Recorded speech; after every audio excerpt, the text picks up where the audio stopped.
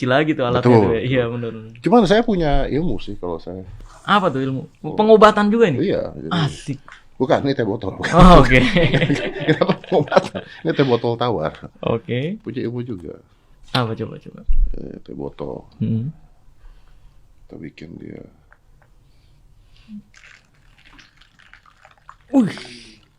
Ini pembersihan nih. Pembersihan. Luar biasa. Jadi air putih. Jadi dipegang tangan Master Dedi doang bisa langsung bersih tuh. Bersih. Sakti loh. Penyakit. Guna-guna santai tuh bersih ya. Santet. Luar biasa. Apapun saya. Jadi kalau rumah kotor manggil Master Dedi. Jangan, tukang sapu. Oh, Jangan. Nanti gua sono nyapu, Bos. Iya, Lu manggil gua, jangan manggil gua, aduh. kirain dipegang doang pada ngumpul gitu sampahnya. Oh, waduh. Bisa sih, tapi saya bikin dulu triknya. Oh iya, mahal itu. Mahal. Mahal. Tapi gua tertarik tuh dengan lu punya postingan di Instagram. Apa?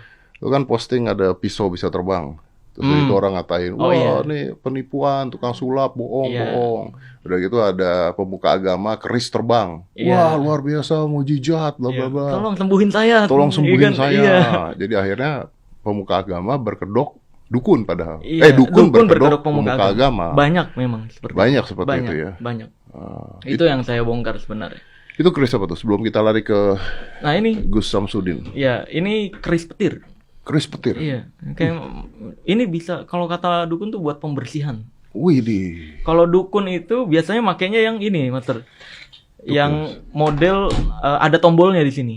Waduh, masih zaman dulu. Iya, ada tombolnya. Itu untuk nutupin tombolnya diikat kulit. Pakai kain putih. Kain putih. Iya, biar chargernya ketutup juga. Iya. Jempolnya nyari. Iya, betul. Iya. Enggak jempol nyari. Jadi asal dipegang gini doang, kepencet, gitu. Oh, coba kasih lihat ke kamera di situ. Kalau ini enggak pakai remote. Enggak pakai remote. Bocoran tuh. Enggak pakai pencetan. Enggak pakai tombol. Iya, nih. Coba 1 2. Nih, misal Master Dedi nih. Nah, nih santetnya di sini. Nah, tuh. Coba kasih. Ya kan?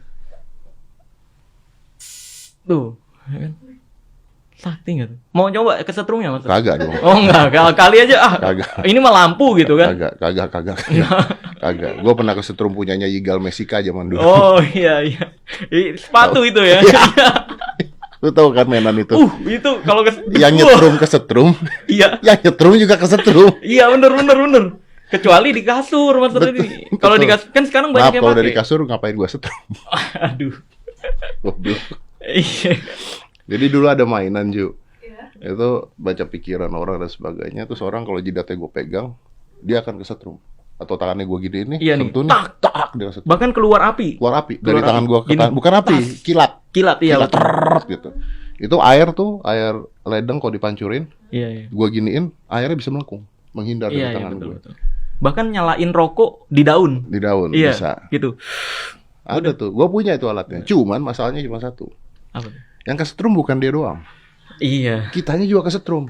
Jadi lu bayangin pada saat kita main itu, ketika kita nyetrum dia, kita harus bertahan. Iya, bener. Itu dia betul. Yang sulitnya itu nahan setrumnya itu. Iya, gue pertama kali nyoba itu ke teman gue. Gue pegang dia kesetrum, gue teriak anjing. Yang teriak anjing gue bukan dia. Iya. Karena sakit. Dan Mas Dedi pernah pakai itu juga di zaman awal-awal dulu. Yang masih itu terus belum pakai make up, belum hitam-hitam. Main apa tuh gue? Yang lampu. Oh iya. Iya kan itu kan. Dan itu lampu itu lampunya lampu biasa loh. Lampu biasa, iya benar. Lampu lu copot lampu beginian bisa. Maksudnya bukan lampu gimmick ya. Iya betul. Gimmicknya nggak ada di lampunya. Tapi tetap nyetrum. Karena badan kita dialiri arus listrik yang kuat. Full. Listrik full. Dan alatnya ada itu. Dan itu sekarang dipakai untuk terapi biasanya. Ada yang beneran. Yang beneran tuh yang tahu titik-titiknya saraf. Tapi yang bohongan adalah yang mereka yang ngaku ini saya dapat ilmu ini tuh hasil dari bertapa. Asik. Jadi punya kekuatan tenaga dalam listrik. Dipegang nyetrum gitu.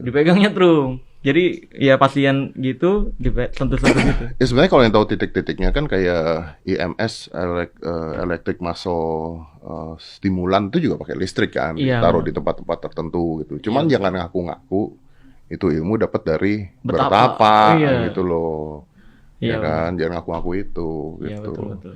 Terus gimana coba kita masuk ke Gus Samsudin dah. Anda ribut sama Gus Samsudin tuh awalnya gimana? Ya awalnya jadi pertama kali sih saya kan kontennya bongkar-bongkar rahasia dukun, Mas. Ya kan?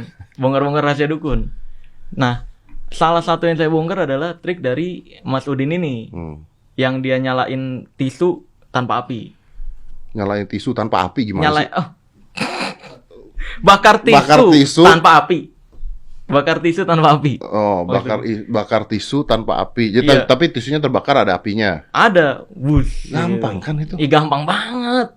Gampang banget. Cuma tetap aja kalau pesulap yang praktekin, itu trik itu bohongan. Tapi kalau pakai sorban, pakai baju-baju berkedok agama gitu, dianggapnya itu ilmu kulhu geni asli. Ya. Di sini kita mengatakan berkedok ya. Berkedok. Kita nggak mengatakan pemuka agama. Bukan. Berkedok agama. Justru yang kayak gitu-gitu mencemarkan nama baik agama. Betul. Makanya saya bongkar-bongkarin rahasianya. Betul. Aduh, nyalain tisu tanpa api itu kan dari zaman. Wah, udah lama. Gue dari kecil tuh ada di buku. Iya bener. Marjun. Iya, orang FM asalnya buat. Orang yang itu sebelahnya tuh rahasianya di bukunya. Biasanya yang nyalain lilin pakai es batu. Iya kan? Aduh, tuh mah dari zaman dulu banget. Iya, zaman dulu banget padahal. Koran dirobek, ditaruh, bus bakal. Iya, betul. Iya, benar. Nah, awalnya saya bongkar itu. Lu bongkar itu permainannya dia. Iya. Dia main itu tujuannya apa? Untuk pembersihan rumah katanya. Pembersihan rumah. Pembersihan rumah, jadi seolah-olah di situ nggak tahu itu videonya settingan atau asli atau memang beneran ada pasiennya yang dia datengin. Pokoknya di situ ceritanya kayak seolah-olah rumahnya kena santet guna-guna, terus dia nyari-nyari sekeliling rumahnya. Nah, ketemulah tisu di bawah kasur. Nah, terus dia bawa, terus ada krunya ngasih piring piring yang udah ada cairannya. Terus dia ngeludah-ngeludah, cucu. Seolah-olah itu ludahnya gitu ceritanya. Terus taruh tisunya. Wah, kayak gitu dibaca-bacain, kebakar lah. Ceritanya itu udah bersih gangguan santetnya. Wih, itu rumah jadi bau tuh. Apa? Bau belerang. Iya. Iya bener, asapnya banyak banget ya. Asapnya banyak banget. Keluar asap dulu sebelum kebakar soalnya. Betul. Iya. Waduh, udah paham lah. Itu lu bongkar. Saya bongkar. Biar masyarakat Indonesia tahu kalau itu sekedar trik loh, gitu. Bohong loh. Iya, edukasi nih, gitu, mengedukasi. Nah itu setelah itu dibongkar sih aman-aman aja, adem-adem aja. Mungkin banyak fans-fans saya atau penonton saya yang ngelapor ke channelnya gitu, yang komen-komen, dibongkar tuh sama pesulap merah gitu. Akhirnya tiba-tiba muncullah video dia yang bilang itu yang di sana tuh yang biasa di YouTube bongkar-bongkar trik orang, yang suka menghina, yang suka ngejelek-jelekin gitu. Jangan berani ngomong di YouTube aja lah gitu. Kurang lebih gitu kata-katanya. Kalau berani sini datang ke Padepokan, pasti sumpah demi Allah katanya, nggak akan saya usir. Nggak ada tuh cerita orang datang ke sini diusir atau disuruh pulang. Datang ke sini mau perang monggo, mau datang baik-baik monggo. Nah, dari kata-kata itulah, dari video itu saya merasa ini undangan terbuka nih. Mungkin emang mau pembuktian atau dia mau menjelaskan. Kemungkinannya cuma dua itu. Pembuktian dia yakin itu ilmu asli atau dia menjelaskan ini pakai trik ini untuk menghancurkan belief si korban misalkan. Kan bisa. Psikologi lah ya. Iya. Saya pikir gitu kan. Saya datengin lah kemarin tuh. Pas saya datengin, ternyata pas nyampe depan Padepokannya dihadang sama pengacaranya. Pengacaranya? Jadi pas nyampe Padepokan. Pengacaranya tuh siap sedia 24 jam di sana tuh. Enggak. Jadi pas sampai Padepokannya nih, kita izin ke satpamnya. Pak, saya mau ketemu Mas Udin gitu. Tolong suruh keluar karena kan di dalam Padepokan nggak boleh nyalain kamera. Nah, sedangkan kita live IG untuk sebagai bukti gitu. Takut terjadi macam-macam kan. Ya udah, kita disuruh nunggu di depan sama satpamnya. Ya udah nunggu. Nggak lama kemudian pengacaranya datang. Gue baru tahu loh kalau dukun butuh pengacara. Nah, itu dia. Nggak kan? Maksudnya kalau dukun butuh pengacara tuh aneh kan, antara tidak logik dan logik gitu loh. Kenapa dukun butuh pengacara gitu loh maksudnya. Dia nggak mengakui diri dukun. Oh, dia nggak dukun soalnya. Enggak, karena beragama. Ya. Iya. Semua orang juga beragama kalau ngomong begitu. Iya, maling ayam juga beragama. Iya, pemerkosa tuh juga beragama. Iya, ada yang beragama. Iya. Di KTP. Iya, nggak tahu. Di KTP. Pokoknya kan kelihatannya kok agamis banget nih gitu. Nggak mungkin nih menipu gitu, nggak mungkin membohongi gitu jadi persepsi masyarakat. Nah, ketika pengacaranya datang, inilah awal dari rusuhnya. Awalnya kan kita nunggu pengacaranya datang, kamu ngapain ke sini gitu. Kamu datang kok tiba-tiba nggak bilang-bilang saya gitu. Nah, gimana bilangnya? Padahal saya udah coba kontak admin si Mas Udin seluruhnya, nggak ada yang ngerespon untuk pembuktian. Lu nggak endorse? Nggak mau berobat Mas. Jadi iya, kalau mau berobat dibales pasti. Ini saya nggak mau berobat masalahnya kan. Iya, terus ya udah akhirnya saya kontak admin yang nggak ada yang balas. Pernah pengacaranya kontak ke saya, kontak saya ngancem untuk dipenjarain. Dipenjarain? Iya, ini atas reaction itu katanya ini pencemaran nama baik. Gitu. Pencemaran nama baik harus dibuktikan dong, tapi kan. Iya betul, harus dibuktikan kan. Makanya ini kamu melanggar pasal ini karena mengambil video orang lain, terus kamu reaction gitu. Ini kamu melakukan pencemaran nama baik. Ini bisa kena pasal. Saya tanya, menit keberapa yang menurut pengacaranya ini saya menyalahi hukum, gitu. Kata dia, loh kamu itu nggak perlu tahu menit keberapa. Kan kamu sendiri yang buat videonya. Kan aneh. Kan bagi saya itu nggak ada yang menyalahi hukum. Makanya di menit keberapa saya menyalahi hukum katanya. Saya tanya gitu. Katanya, ya kamu nggak perlu tahu. Terus ya udah soal hukum nih saya nggak ngerti juga. Jadi saya mau pembuktian, saya bilang gitu. Lu nggak punya pengacara? Apa? Lu? Teman konsultan hukum ada. Ada, tapi bukan pengacara lu. Bukan. Emang lu kalah sama dukun lu. Hah? Gimana sih dukunnya punya pengacara? Ya kalau saya mah, ya kalau butuh pengacara ada sih, memang ada. Ya itu kan siap. Hah? Siap apanya? Ya, dia kan siap pengacaranya tuh. Iya, siap. Terus masa lu nggak siap?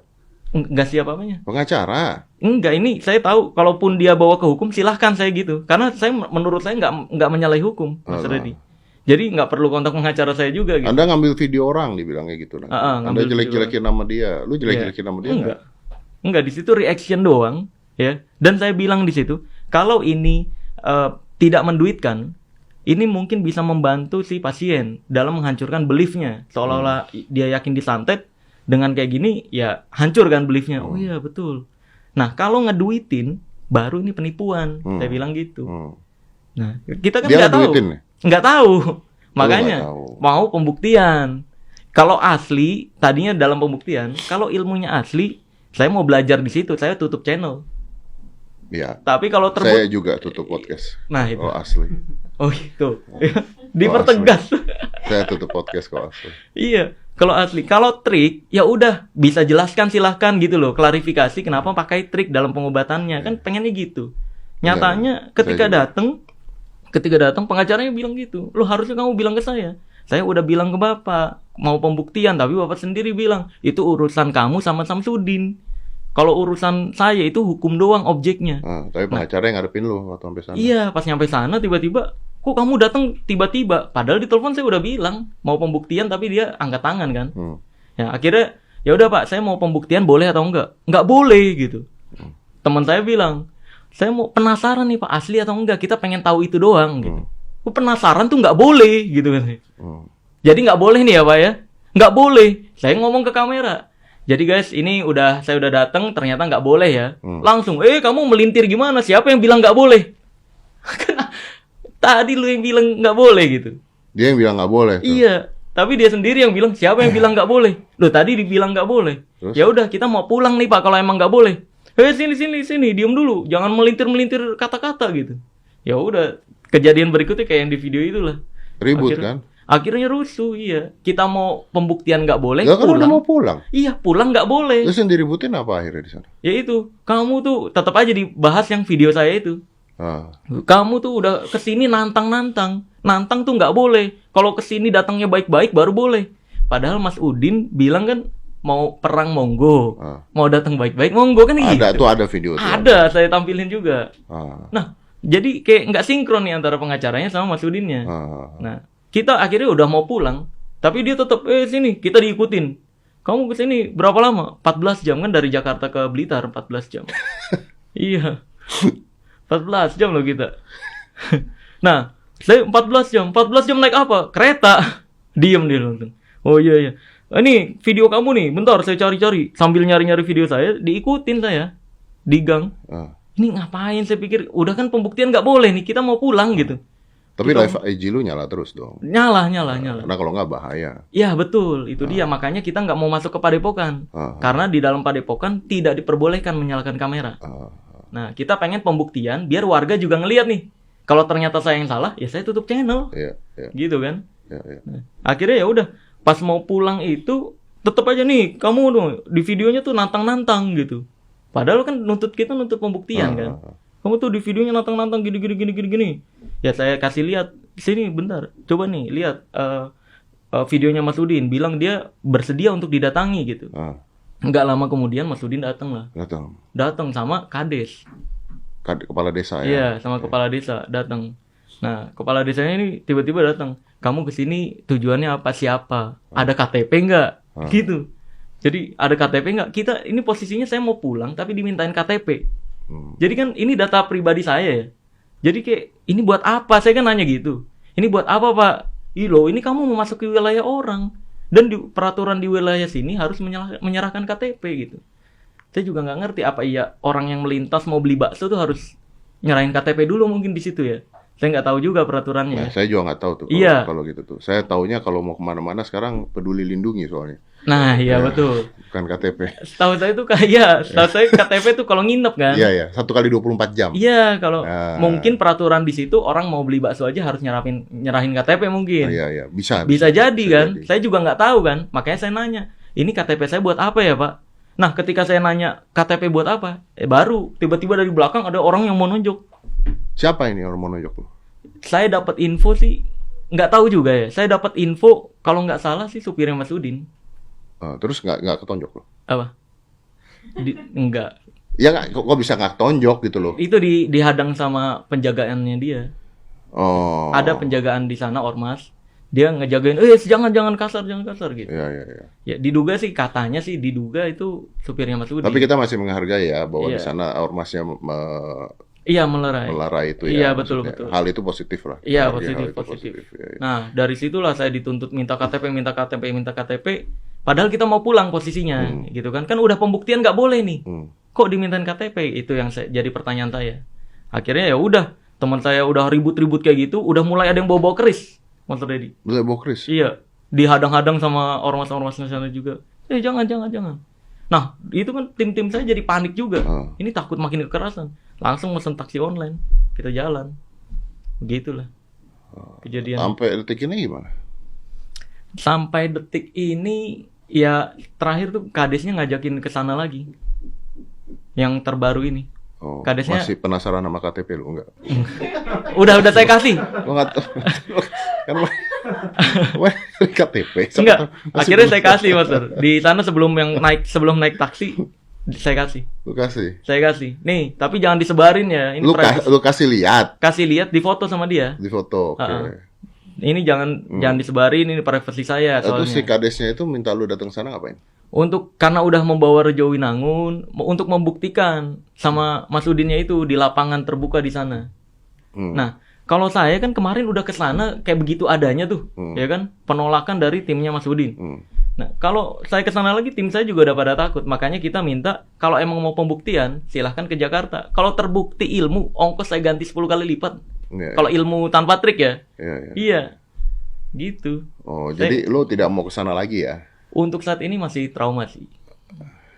Ya karena begitu ya. Karena kita kira kan bakal baik-baik loh, Mas Terudi. Kita kira tuh ini kita bawa surat perjanjian memang.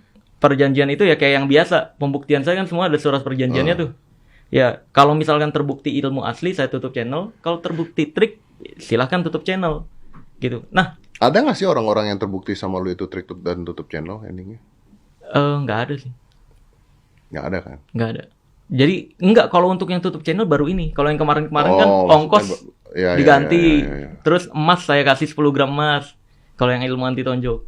Kan Mas Dedi waktu itu nambahin juga kan 30 juta. Betul. Tapi sampai sekarang nggak ada. Nggak ada lagi sampai sekarang. Karena jaminannya kan minimal tulang rusuk patah. Kan bukan gue yang nonjol. Iya. Ginting yang nonjol. Ginting. Iya. Padahal Theodorus Ginting udah ini banget tuh. Udah semangat ya. Asli nih kalau 30 jutanya nggak buat dia kan buat Theo kan. Iya buat Theo, iya, kan? Betul. Kalau berhasil nonjok sampai tulang rusuk patah buat Theo. Wah, Theo sih patah tuh. Iya. Theo tuh udah mikirnya, wes asik nih buat DP mobil gitu. Bilang ke saya, iya kebenaran. Tapi gini ya, pertanyaan gue gini, lu dengan membongkar-bongkar rahasia pedukunan itu kan akhirnya banyak dukun-dukun yang marah karena pekerjaannya hilang nih. Iya, bahkan ada beberapa juga yang memidanakan, melaporkan. Ada laporan. Ada laporan udah masuk. Iya, saya dapat info. Laporan masuk dengan tuduhan mencemarkan profesi dukun. Jadi dukun saya pernah bilang dukun itu cuma ada 2, kalau nggak nipu ya cabul, gitu. Nah dari kata-kata saya itu dia menggeneralisir, wah berarti lu nganggep dukun bayi itu cabul juga, berarti lu nganggep dukun pijat nipu juga. Padahal saya udah dijelasin di beberapa video saya, dukun yang saya maksud nipu atau cabul itu adalah dukun yang sok tahu tentang hal goib. Bukan dukun pijit, bukan dukun beranak. Bukan. Dukun beranak tuh kata-kata doang. Dukun itu kan sebenarnya orang yang ahli pengobatan. Tadinya. Dengan ilmu-ilmu yang dia punya, which is ilmu-ilmunya ada ilmu-ilmu natural, ilmu bumi lah. Misalnya obat-obatan dari tanaman, dari betul. Apa gitu. Itu pengobat tradisional aslinya. Pengobatan tradisional. Bahkan gitu. Di Indonesia pun legal, ada STPT kan. Betul. Kan? Karena boleh. Jamu lah, anggaplah jamu. Jamu kan juga tradisional. Iya betul. Maka dari saya nggak pernah tuh bilang dukun yang totok syaraf itu nipu, nggak pernah. Yang saya serang itu dukun yang sok tahu tentang hal goib. Dan ada price-nya ya, ada harganya untuk hal itu ya. Kayak si Samsudin ini ada harganya nggak? Apa berapa? Ada, saya dapat info sih ada. Ada ya.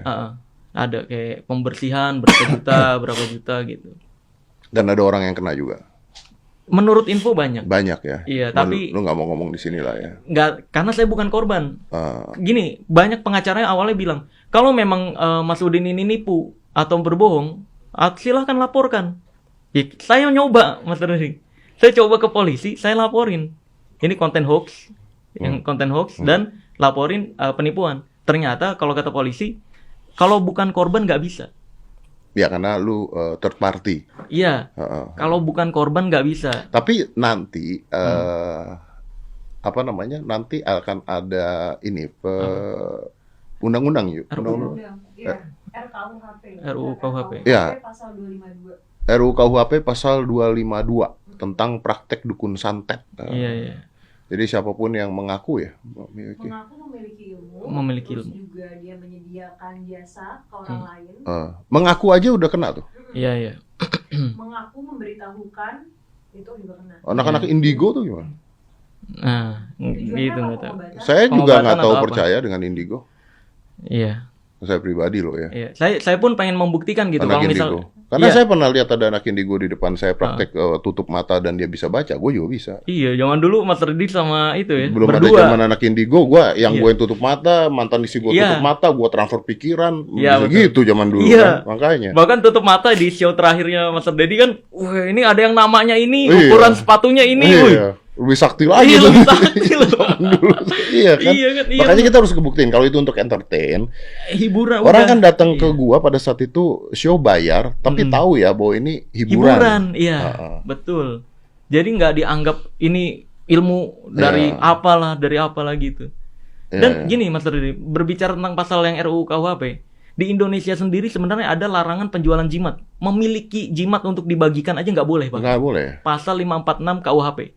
Tapi itu dianggap pasal mandul karena tidak pernah ini. Nggak pernah ada yang laporin juga. Bukan laporin, itu deliknya saya baca-baca bukan delik aduan sebenarnya.